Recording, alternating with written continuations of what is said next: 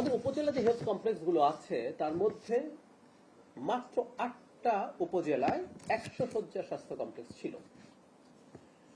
আমাদের সরকার, এই সরকার এটা বাকি সব 31 শয্যা 50 শয্যার, মানে দুরকম ভাবে থাকে, 31 শয্যার আছে 50 শয্যার আছে, সবগুলোকেই 101 শয্যায় উন্নীত করা হবে।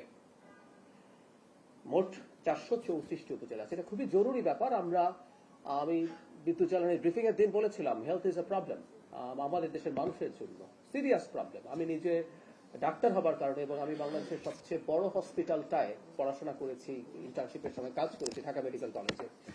মানে মানুষের দারিদ্র্য এবং সেটা চিকিৎসা নেওয়ার ক্ষেত্রে কতটা ব্যারিয়ার তৈরি করে সেটা আমরা দেখি। আর আমরা আরেকটা ঘটনা ঘটে যে কারণে উপজেলা এই হসপিটালগুলো খুবই জরুরি, সেটা হচ্ছে আমরা এগুলোকে টার্সিয়ারি লেভেল হসপিটাল বলি, মেডিকেল কলেজ হসপিটালগুলো। মানে আমরা অনেক সময় প্রাইমারি বা সেকেন্ডারি ডিজিজ নিয়ে এই হসপিটালগুলোতে চলে আসি, কারণ বাড়ির পাশে যে হসপিটালটা আছে উপজেলা হসপিটাল, সেখানে আসলে ঠিকমতো চিকিৎসা পাওয়া যায় না, কোনোটায় পাওয়া গেলে বেড পাওয়া যায় না। সুতরাং আমরা যদি ওই জায়গায় মনোযোগটা দিতে পারি, ঢাকামুখী যে মানুষের স্রোত সেটা কমানো যাবে, মানুষ সহজে কম খরচে চিকিৎসা পাবে।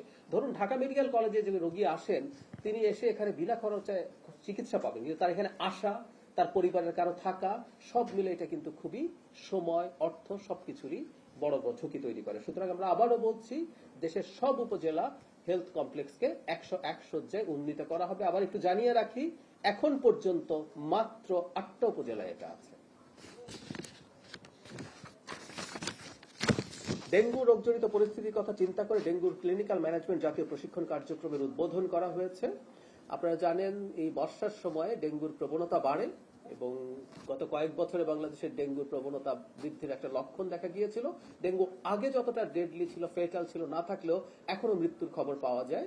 আমরা খুবই চেষ্টা করব এই জিনিসটাকে যতটা সম্ভব ঠেকিয়ে রাখা যায় সেটা, কারণ ঠিকঠাক মতো ডায়াগনোজ করা গেলে এবং প্রাথমিকভাবে চিকিৎসা নিশ্চিত করা গেলে মৃত্যু ঠেকানো সম্ভব।